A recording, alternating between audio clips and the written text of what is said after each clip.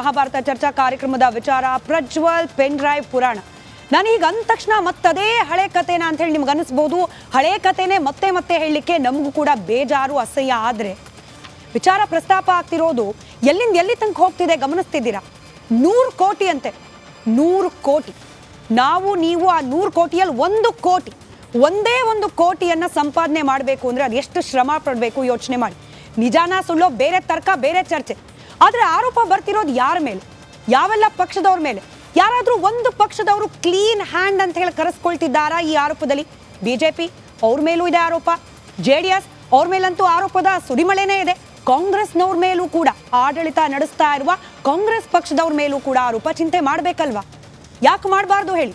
ನಾವು ನೀವು ಜನನಾಯಕರಾಗಲಿ, ನಮ್ಮನ್ನು ಆಳಲಿ, ನಮ್ಮ ಬದುಕನ್ನು ಸುಗಮಗೊಳಿಸಲಿ ಅಂತ ಹೇಳಿ ಆಯ್ಕೆ ಮಾಡಿದ ಜನಪ್ರತಿನಿಧಿಗಳು ಏನು ಮಾಡ್ತಿದ್ದಾರೆ ಇವತ್ತು? ಅವನು ಯಾರೋ ಆರೋಪ ಹೊತ್ತವನು ಲಂಡನ್ ಅಂತೆ, ಜರ್ಮನಿ ಅಂತೆ, ದುಬೈ ಅಂತೆ ಆರಾಮಾಗಿರಬಹುದೇನೋ. ಆದರೆ ನಮ್ಮ ಇಡೀ ಸರ್ಕಾರ, ವಿರೋಧ ಪಕ್ಷ ಅವ್ರ ಮೇಲೆ ಇವರು, ಇವ್ರ ಮೇಲೆ ಅವರು, ಎಲ್ಲಿಗೆ ಹೋಗ್ತಾ ಇದೆ? ಅಮೂಲ್ಯವಾದ ಸಮಯ, ಜನರ ಒಳಿತಿಗಾಗಿ ಚರ್ಚೆ ಮಾಡಬೇಕಾಗಿದ್ದ ಸಮಯ. ಹೀಗಾಗಿ ಇವತ್ತಿನ ಮಹಾಭಾರತ ಚರ್ಚೆಯಲ್ಲೂ ಕೂಡ ಇದೇ ವಿಚಾರ. ಆದರೆ ಆಯಾಮ ಬದಲು ನಮ್ಮ ನಿಮ್ಮ ಕಾಳಜಿಯನ್ನು ವಹಿಸಬೇಕಾಗಿದ್ದ ಜನಪ್ರತಿನಿಧಿಗಳ ನಿಜ ಬಣ್ಣವನ್ನು ಬಯಲು ಮಾಡೋ ಪ್ರಯತ್ನ. ಹೇಗೆ ಈ ಪ್ರಕರಣದಲ್ಲಿ ಯಾಮಾರಿಸ್ತಿದ್ದಾರೆ ನಮ್ಮ ಜನಪ್ರತಿನಿಧಿಗಳು, ನಮ್ಮನ್ನ ನಿಮ್ಮನ್ನ ಅನ್ನೋ ಆಯಾಮವನ್ನು ನಿಮ್ಮ ಮುಂದೆ ತೆರೆದಿಡುವ ಪ್ರಯತ್ನವನ್ನು ರಿಪಬ್ಲಿಕ್ ಕನ್ನಡ ಮಾಡ್ತಾ ಇದೆ. ಆ ಪ್ರಯತ್ನಕ್ಕೆ ಚರ್ಚೆಯ ಮೂಲಕ ಕೈ ಹಾಕೋಕೆ ಮುಂಚೆ ನಮ್ಮ ಘನತೆ ವೆತ್ತ ಜನಪ್ರತಿನಿಧಿಗಳ ಹೇಳಿಕೆಗಳು, ಯಾರ್ಯಾರು ಯಾವ್ಯಾವ ರೀತಿ ತೇಪೆ ಹಚ್ಚೋ ಕಾರ್ಯವನ್ನ ಮಾಡಿದ್ರು ಕೇಳಿಸ್ಕೊಳ್ಳಿ, ನಂತರದಲ್ಲಿ ಚರ್ಚೆ.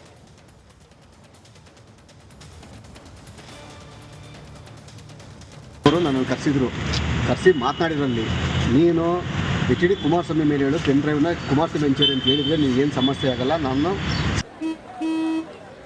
ನಡಿ ಈಗ ಶುರು ಮಾಡೋಣ. ಕೇಸರಿಯಿಂದ ಮನೋಲ್ಲಾಸ ಮನಸ್ಸು ಮತ್ತೇರಿ ಕುಣಿದಾಡಿದೆ ನೋಡು, ಮನಸ್ಸು ಮತ್ತೇರಿ ಕುಣಿದಾಡಿದೆ ನೋಡು. ಕ್ಷಣ ಕ್ಷಣವೂ ಆಚರಿಸಿ ಕೇಸರಿ ಹಬ್ಬ. ವಿಮಲ್ ಬಾಯಲ್ಲಿ ಹೇಳಿ ಕೇಸರಿ ಸೆಕ್ಯೂರ್ ಮಾಡ್ತೀನಿ ಅಂತ ಹೇಳಿದ್ರು. ದೊಡ್ಡ ಮಟ್ಟದ ಹಣದ ಆಫರ್ ಕೊಟ್ಟರು. ಅಲ್ಲಿ ಇದನ್ನೆಲ್ಲ ಹೆಚ್ಚು ಕಡಿಮೆ ಕಾರ್ತಿಕ್ನಿಂದ ಸಂಪೂರ್ಣ ಮಾಹಿತಿನ ಪಡ್ಕೊಂಡಿರೋದು. ಕಾರ್ತಿಕ್ನ ಪೆಂಡರ್ ತರಿಸ್ಕೊಂಡು ಪೆಂಡರ್ ರೆಡಿ ಮಾಡಿದೆ DK ಶಿವಕುಮಾರ್. ಇದಕ್ಕೆ 4 ಜನ ಮಂತ್ರಿಗಳು ಕಮಿಟಿ ಅಂತ ಹೇಳಿದ್ನಲ್ಲ, ಆ 4 ಜನ ಮಂತ್ರಿಗಳು ಯಾರು ಅಂತಂದರೆ ಚಲರಾಯ ಸ್ವಾಮಿ, ಆಮೇಲೆ ಕೃಷ್ಣ ಬೈರೇಗೌಡ, ಅದಾದಮೇಲೆ ಇವರು ಪ್ರಿಯಾಂಕಾ ಖರ್ಗೆ ಮತ್ತು ಇನ್ನೊಬ್ಬರು ಸಚಿವರು. ಒಟ್ಟು 4 ಜನ ಮಂತ್ರಿಗಳನ್ನ ಒಂದು ತಂಡ ರಚನೆ ಮಾಡಿ ಇದನ್ನೆಲ್ಲ ಹ್ಯಾಂಡಲ್ ಮಾಡೋಕ್ಕೆ ಬಿಟ್ಟಿದ್ದಾರೆ. ಅಲ್ಲಿ ಈಗ ನಿರಂತರವಾಗಿ ಈಗ ನನ್ನ ಮೇಲೆ ಏನು ಮಾಡಿದ್ರು, ನಾನು ಯಾವಾಗ ಒಪ್ಪಲಿಲ್ಲ, ನನಗೆ ಒಪ್ಪದೇ ಇದ್ದಾಗ ಏನು ಮಾಡಿದರು. ಈಗಾಗಲೇ ಇಷ್ಟೆಲ್ಲ ದೊಡ್ಡ ಹಗರಣ ಆಗಿರೋದ್ರಿಂದ ಆಗಲಿ ಮೋದಿ ಅವರಿಗೆ, BJPಗೆ ಮತ್ತು ಕುಮಾರಸ್ವಾಮಿ ಕೆಟ್ಟ ತರಬೇಕನ್ನ ಮಾಡಿರಲ್ಲಿ ನನಗೆ ಸುಮಾರು 100 ಕೋಟಿ ರೂಪಾಯಿ ಆಫರ್ ಕೊಟ್ಟರು. 5 ಕೋಟಿ ರೂಪಾಯಿ ಅಡ್ವಾನ್ಸನ್ನು ದುಡ್ಡನ್ನು ಬೋರಿಂಗ್ ಕ್ಲಬ್ಗೆ ರೂಮ್ ನಂಬರ್ 110. ನೋಡಿಯಪ್ಪ, ಪಾಪ ಅವನೇನೋ ಮೆಂಟಲ್ ಕೇಸು, ಅವನು ಮಾತಾಡಲಿ, ಅವನು ಎಲ್ಲ ಅವನೇನು ಬೇಕಾದ್ರೂ ಮಾತಾಡ್ಕೊಳ್ಳಿ. ನಾನು ಯಾವ ಮಾತಾಡಿಲ್ಲ ರೀ. ನಾನು ನಾಟ್ ಸ್ಪೋಕನ್ ಎನಿಥಿಂಗ್. ನಾನೊಬ್ಬ ಡೆಪ್ಟಿ CM. ನನ್ನ ಹತ್ರ 100 ಜನ ಅಪ್ರೋಚ್ ಮಾಡ್ತಾರೆ. ಒಳ್ಳೆಯವರು ಬರ್ತಾರೆ, ಕೆಟ್ಟವರು ಬರ್ತಾರೆ, ಇನ್ನೊಬ್ಬರು ಇರ್ತಾರೆ, ಪಬ್ಲಿಕ್ ಫಿಗರ್ ನನ್ನ ಹತ್ರ ಬರ್ತಾರೆ. ನಾನು ಬರ್ತೀನಿ, ನನ್ನ ಹತ್ರ ಮಾತಾಡ್ತೀನಿ ಅನ್ನೋರನ್ನ ನಾನು ಯಾರೂ ಇಲ್ಲ ಅಂತ ಹೇಳೋಕ್ಕಾಗಲ್ಲ. ಎಂತೆಂತಕ್ಕೆ ಬರ್ತಾರೋ ನನಗೆ ಗೊತ್ತಿಲ್ಲ. ಎಲ್ಲರೂ ಬರ್ತಾ ಇರ್ತಾರೆ ನನ್ನ ಹತ್ರ, ನೀವು ಬರ್ತಾ ಇರ್ತೀರಿ. 100 ಕೋಟಿ ರೂಪಾಯಿ ಆಫರ್ ಇದೆ ಅಂದರೆ ಮತ್ತೆ ಅವತ್ತೇ ಅಮಿತ್ ಶಾ ಅವ್ರಿಗೆ ಹೇಳ್ಬೋದಾಗಿತ್ತಲ್ಲ, ಸರ್ ನನಗೆ 100 ಕೋಟಿ ಆಫರ್ ಕೊಟ್ಟಿದ್ದಾರೆ, ಇದನ್ನು ತನಿಖೆ ಮಾಡಿಸಿ ಅಂತ ಅಮಿತ್ ಶಾ ಹೇಳ್ಬೋದಾಗಿತ್ತಲ್ಲ, ಅಮಿತ್ ಶಾ ಅವ್ರಿಗೆ ಹೇಳ್ಬೋದಾಗಿತ್ತಲ್ಲ. ಯಾಕೆ ಹೇಳಿಲ್ಲ? CBI IT ED ರೇಡ್ ಮಾಡಿಸ್ಬೋದಾಗಿತ್ತಲ್ಲ, ಯಾಕೆ ಹೇಳಿಲ್ಲ? 5 ಕೋಟಿ ರೂಪಾಯಿ ಯಾವುದೋ ಕ್ಲಬ್ಬಲ್ಲಿ ಕೊಟ್ಟಿದ್ದಾರಂತಲ್ಲ, ತೆಗ್ಸಿಯ CCTV. ಯಾರ್ಯಾರಿದ್ರು ಯಾರ್ಯಾರಿರಲಿಲ್ಲ? 5 ಕೋಟಿ ತೊಗೊಂಡು ಹೋಗ್ಬೇಕಂದ್ರೆ ಎಷ್ಟು ಚೀಲ ಬೇಕಾಗ್ತದೆ ಗೊತ್ತಿರ್ತದಲ್ಲ BJP ಅವರಿಗೆ ಆಪರೇಷನ್ ಕಮಲ ಮಾಡಿ ರೂಢಿ ಇದೆ ಅಲ್ವಾ? ಎಷ್ಟು ಬ್ಯಾಗು ಏನು ಅದೆಲ್ಲ ಗೊತ್ತಿರ್ತದಲ್ಲ. ಎಷ್ಟು ಟೆಂಪೋಗಳು ಬೇಕಾಗುತ್ತೆ ಅಂತ, ಎಷ್ಟು ಟೆಂಪೋಗಳು ಬೌರಿಂಗ್ ಕ್ಲಬ್ ಒಳಗಡೆ ಹೋದ್ವು, ಎಷ್ಟು ಟೆಂಪೋಗಳು ಹೊರಗೆ ಬಂದರು, ಅದೆಲ್ಲ ಮಾಡಲಿ. ಆಮೇಲೆ ದೇವರಾಜೇಗೌಡ ಈಸ್ ಅ ಲಾಯರ್, ಅವರಿಗೆ ಕಾನೂನು ಪ್ರಕ್ರಿಯೆಗಳು ಗೊತ್ತಿರಲ್ವಾ? ಕಾನೂನು ಅಂದರೆ ಏನು ಗೊತ್ತಿಲ್ವಾ ಅವರಿಗೆ? ಅವರು ಜಡ್ಜ್ ಮುಂದೆ ಡಿಪೋಸ್ ಮಾಡಬೇಕಾದ್ರೆ, ನೋಡಿ ಸರ್ ಇದೆಲ್ಲ ದಾಖಲೆಗಳಿದೆ, ಇದನ್ನು ನಾನು ಕೋರ್ಟಿಗೆ ಸಬ್ಮಿಟ್ ಮಾಡ್ತಾ ಇದ್ದೀನಿ, CCTV ಫುಟೇಜ್ ಇದೆ, ಆಡಿಯೋ ರೆಕಾರ್ಡಿಂಗ್ ಇದೆ, ವಿಡಿಯೋ ರೆಕಾರ್ಡಿಂಗ್ ಇದೆ, ಟ್ರಾನ್ಸಾಕ್ಷನ್ದು ಇಲ್ಲಿ ಚಲಾನ್ಗಳಿವೆ, ಟ್ರಾನ್ಸಾಕ್ಷನ್. ದೇವರಾಜೇಗೌಡರೇ ಹೇಳ್ತಾ ಇದ್ದಾರೆ ನಾನು ಇದೆಲ್ಲ ಮಾಡಿರೋದು ಮೇಲಿನವರ ಅಂದರೆ ಕೇಂದ್ರ ಈ ಪೆನ್ ಡ್ರೈವ್ ವಿಚಾರದಲ್ಲಿ DK ಶಿವಕುಮಾರ್ ಕುಮಾರಸ್ವಾಮಿ ಅವರು ಇಬ್ಬರು ಕೈ ಬಿಟ್ಟರೆ ಅವ್ರಿಗೆ ಗೌರವ ಹೆಚ್ಚಾಗುತ್ತೆ, ಅದರಲ್ಲೇನು ಯೋಚನೆ ಮಾಡ್ತಿಲ್ಲ. ಈ ವಿಚಾರದಲ್ಲಿ ಬಿಡಬೇಕು. ನನಗೆ ಮಾಹಿತಿ ಇರೋ ಪ್ರಕಾರ DK ಶಿವಕುಮಾರ್ ಅವರು ಪೆನ್ ಡ್ರೈವ್ ವಿಚಾರದಲ್ಲಿ ಮಾತಾಡ್ತಾ ಇಲ್ಲ. ಸೊ 2-3 ಬಾರಿ ನನ್ನ ತನಿಖೆ ಇದೆ, SIT ಇದೆ, ಅದು ಮಾತಾಡ್ಕೋತಾರೆ, ಇದ್ರ ಬಗ್ಗೆ ನಾನು ಮಾತಾಡಕ್ಕೆ ಹೋಗಲ್ಲ ಅಂತ ಹೇಳಿದ್ದಾರೆ. ಸೊ ಇವರು CCTV ಇದ್ರೆ ತೆಗ್ಸಿ ಅಂತ ಹೇಳಿ ಪ್ರಿಯಾಂಕ್ ಖರ್ಗೆ ಅವರು ಹೇಳ್ತಿದ್ದಾರೆ. ತೆಗೆಸ್ಬೇಕಾಗಿರೋ ಯಾರಪ್ಪ? ಸರ್ಕಾರ ನಡೆಸ್ತಿರೋರು ಯಾರು? ಪೊಲೀಸ್ ಇಲಾಖೆಗೆ ನಿರ್ದೇಶನ ಕೊಡುವ ಜವಾಬ್ದಾರಿ ಯಾರ ಕೈಲಿದೆ? ಚಲವರಾಯ ಸ್ವಾಮಿ ಅವರು ಹೇಳ್ತಿದ್ದಾರೆ ಕುಮಾರಸ್ವಾಮಿ ಅವರು ದೇವೇಗೌಡರು ಮಾತನಾಡದೇ ಇದ್ರೆ ಒಳ್ಳೇದು. ಯಾರು ಬಿಟ್ಟಿದ್ದಾರೆ ಮಾತನಾಡೋದನ್ನ? ಅವರವರ ಭಾವಕ್ಕೆ ಅವರವರ ಅನುಕೂಲಕ್ಕೆ ತಕ್ಕಂತೆ BJP ಅವರು ಮಾತಾಡಿದ್ದಾರೆ. ನೀವು ನೋಡಿರ್ತೀರಿ ಇಡೀ ದಿನ ಯಾರ್ಯಾರು ಏನೇನು ಮಾತಾಡಿದ್ದಾರೆ ಅಂತ. JDSನವರು ಕೂಡ ಮಾತಾಡಿದ್ದಾರೆ. ಮತ್ತೆ ಮತ್ತೆ ತೋರಿಸಿ ಕಾಲಹರಣ ಮಾಡೋದು ಬೇಡ ಅನ್ನೋ ಕಾರಣಕ್ಕೆ ಈ 4 ಹೇಳಿಕೆಗಳನ್ನು ಮಾತ್ರ ನಿಮ್ಮ ಮುಂದೆ ಇಟ್ಟು ಚರ್ಚೆಯನ್ನು ಪ್ರಾರಂಭ ಮಾಡ್ತಿದ್ದೀನಿ. ಚರ್ಚೆಯಲ್ಲಿ ಹಿರಿಯ ಪತ್ರಕರ್ತರಾದ ಸಮೀವುಲ್ಲಾ ಅವರಿದ್ದಾರೆ, ಹಾಗೆ BJPಯ ವಕ್ತಾರರಾದ MR ವೆಂಕಟೇಶ್ ಇದ್ದಾರೆ, ಆಮ್ ಆದ್ಮಿ ಪಕ್ಷದ ವಕ್ತಾರರು ಡಾಕ್ಟರ್ ದಿನೇಶ್, ಹಾಗೆ ಕಾಂಗ್ರೆಸ್ ಪಕ್ಷದ ವಕ್ತಾರರಾದ ನಟರಾಜ್ ಗೌಡ್ರು ಇನ್ನೇನು ಕೆಲವೇ ಕ್ಷಣಗಳಲ್ಲಿ ಜಾಯ್ನ್ ಆಗೋ ನಿರೀಕ್ಷೆ ಇದೆ. ಜಾಯ್ನ್ ಆಗಲಿ, ಅವರನ್ನು ಕೂಡ ಕೇಳಬೇಕು ಕೆಲವೊಂದು ಪ್ರಶ್ನೆಯನ್ನು ನಿರೀಕ್ಷೆಯೊಂದಿಗೆ ಚರ್ಚೆ ಪ್ರಾರಂಭ ಮಾಡ್ತಾ ಇದ್ದೀನಿ. ಸಮೀವುಲ್ಲಾ ಸರ್, ಎಷ್ಟು ಜನನಂತ ಏಮಾರ್ಸಕ್ಕೆ ಹೊರಟಿದ್ದಾರೆ ಇವರೆಲ್ಲರೂ ಸೇರ್ಕೊಂಡು, ಎಲ್ಲಾ ಪಕ್ಷದ ನಾಯಕರು ಸೇರ್ಕೊಂಡು? ಅವ್ನು ಯಾರು ತಪ್ಪಿತಸ್ಥ ಅಂತ ಆರೋಪ ಹೊತ್ತಿರುವಾತ ಲಂಡನ್ ಅಂತೆ, ದುಬೈ ಅಂತೆ, ಜರ್ಮನಿ ಅಂತೆ ಏನು ಮಜಾ ಮಾಡ್ತಿದ್ದಾನ, ಏನು ಮಾಡ್ತಿದ್ದಾನ ಗೊತ್ತಿಲ್ಲ. ಒಂದ್ ಕಡೆ ಈ ರಾಜ್ಯದ ಉಪಮುಖ್ಯಮಂತ್ರಿಗಳು ಅವ್ರ ಮೇಲೆ ಆರೋಪ ಮಾಡೋಕೊಂದು ಟೀಮು, ರಕ್ಷಣೆ ಮಾಡೋಕೊಂದು ಟೀಮು. ಮಾಜಿ ಮುಖ್ಯಮಂತ್ರಿಗಳು ಕುಮಾರಸ್ವಾಮಿ ಅವ್ರ ಮೇಲೆ ಆರೋಪ ಮಾಡೋಕೊಂದು ಟೀಮು, ರಕ್ಷಣೆ ಮಾಡೋಕೊಂದು ಟೀಮು.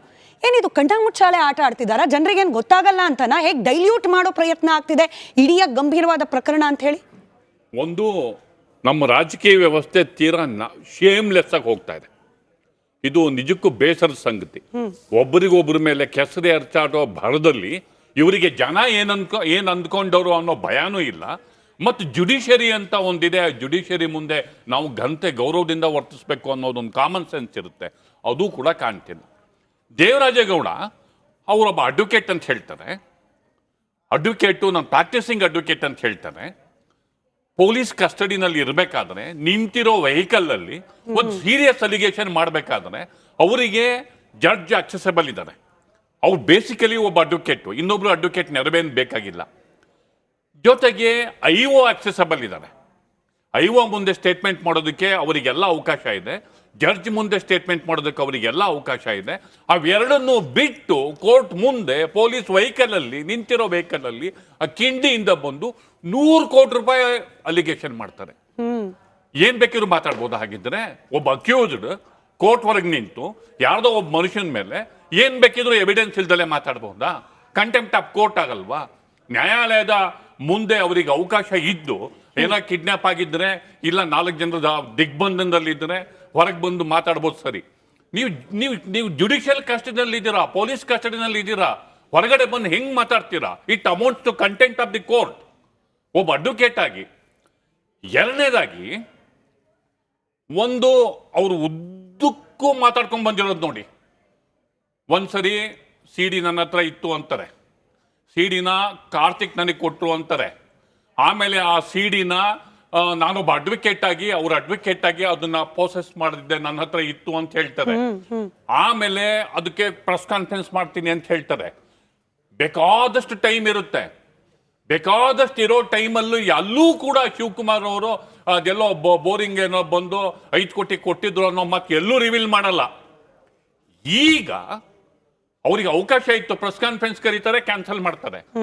ಈಗ ಅವರು ಜೈಲಲ್ಲಿ ಇರ್ಬೇಕಾದ್ರೆ, ಕಸ್ಟಡಿನಲ್ಲಿ ಇರ್ಬೇಕಾದ್ರೆ ಇದನ್ನ ರಿವೀಲ್ ಮಾಡ್ತಾರೆ. ಹಾಗಾದ್ರೆ ಇದ್ರ ಹಿಂದಿನ ಉದ್ದೇಶ ಏನು? ನಾನು ಕ್ವಶನ್ ಮಾಡೋದು, ಒಂದು ಇನ್ವೆಸ್ಟಿಗೇಷನ್ ಅಥಾರಿಟಿ ಅಂತಿದೆ, ಅದಕ್ಕೆ ಅದರದೇ ಆದ ಸ್ಯಾಂಟಿಟಿಯನ್ನು ನಾವು ಕೊಡಬೇಕಾಗುತ್ತೆ. ಹೋಗ್ಲಿ, ಅವ್ರ ಬಗ್ಗೆ ಡೌಟ್ ಇದೆಯಾ? ಜುಡಿಷರಿ ಇದೆ. ನಾವು ಜುಡಿಷರಿಗೆ ಅವಮಾನ ಮಾಡೋದಿದೆಯಲ್ಲ, ಅದು ಖಂಡಿತ ಒಬ್ಬ ಅಡ್ವೊಕೇಟ್ ಆಗಿ ಖಂಡಿತ ಸಹಿಸೋ ಮಾತಲ್ಲ.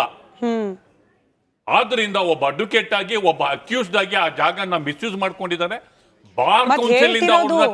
ಆರೋಪ ಮಾಡ್ತಿರೋದು ಯಾರು ಸರ್? ಸ್ವಲ್ಪ ದಿನದ ಹಿಂದೆ ನಾವು ನೋಡಿದ್ರೆ ಪ್ರಜ್ವಲ್ ರೇವಣ್ಣ, ಈಗ ಯಾರ ಮೇಲೆ ಆರೋಪ ಇದೆಯಲ್ಲ, ಅವರು ಅನರ್ಹರಾಗ್ಲಿಕ್ಕೆ ಕಾರಣವಾದ ವ್ಯಕ್ತಿ.